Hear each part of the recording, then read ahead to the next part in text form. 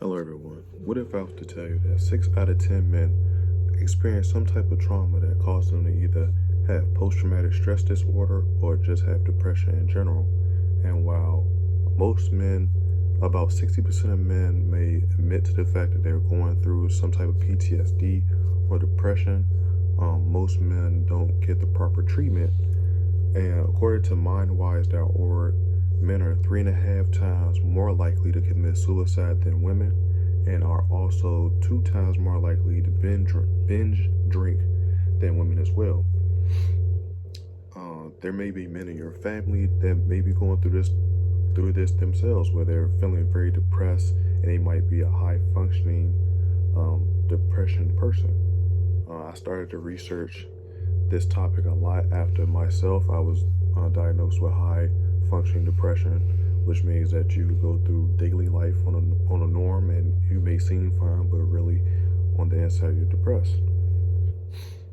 I would like to discuss why men feel as though they shouldn't go out and get the help they need, or why they don't think they could go out and get the help they need.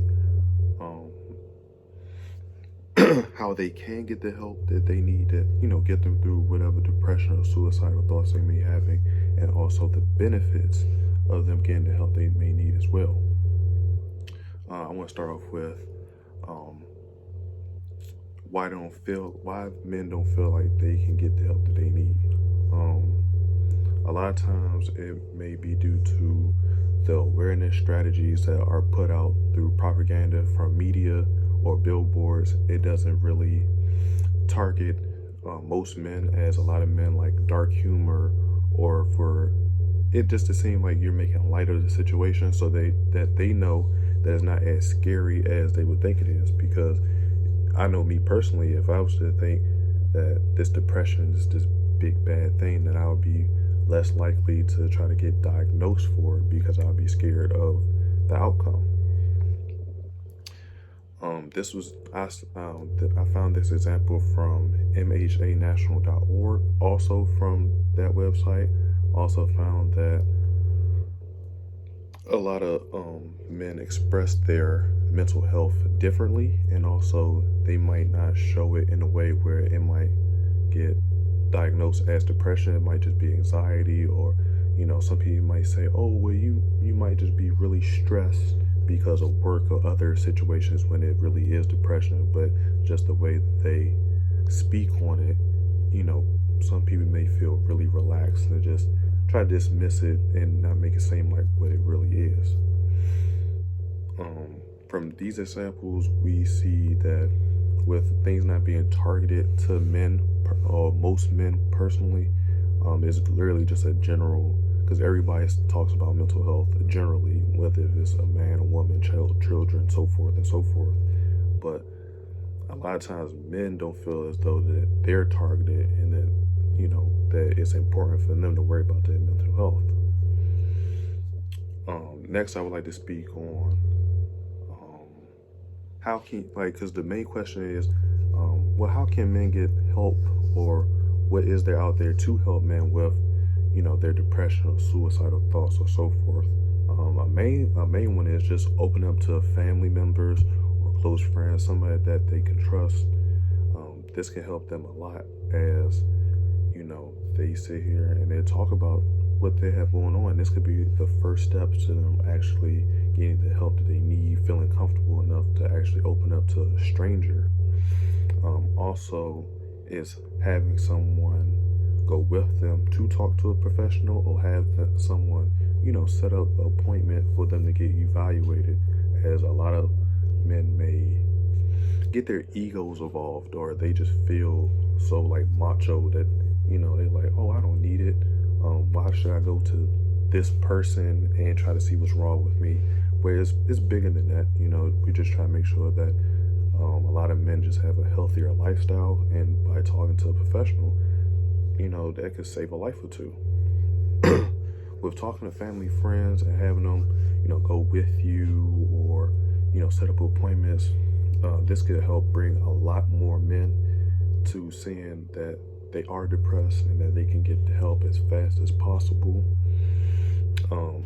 And that they can see like there's a lot of benefits in taking care of your mental health, which is actually my next topic that I would like to speak on, the benefits of men actually going in and getting the help that they need so that they can live a healthier lifestyle and a longer life.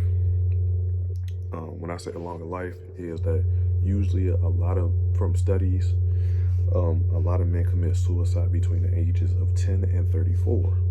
Whereas if you get treatment or, talk to a therapist, get that therapy, you can live a longer, healthier lifestyle, as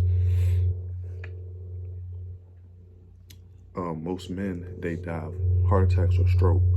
So, and that's also, that comes with a lot of stress that a lot of men put on themselves with having to be like a provider. That also maybe certain things that they go through, they might be stressing about it, like cancer. I know a lot of men, see a lot of other people pass from cancer, and they think, well, that's coming towards me too. So it just creates a lot of stress, and a lot of men specifically may be feeling like, oh, well, I'm stressing about this, and then they die of heart attack and stroke because it's high stress that's coming from their depression with them not even knowing it. And then overall, it's just like, with the benefits, is just pretty much just having, like I said, having a healthier lifestyle, longer life. Everybody wants to see, have a very, very long life and see, their family grow up and things like that. So in conclusion, with me explaining the problem of men not trying to go and see about getting their, mental health evaluated, with men actually seeing that, the solution of it being that they can go and get the help that they need, and the benefits of them getting the help. I feel as though that the overall solution and where other people can help at is that they'll live longer and healthier, and that we all could just really sit down and talk to men, any man that's in our family or other families that we may know, and just say, it could be as simple as, hey, is everything okay? Or how are you doing?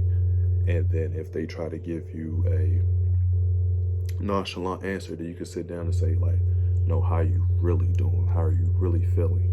You can talk to me. I'm here for you.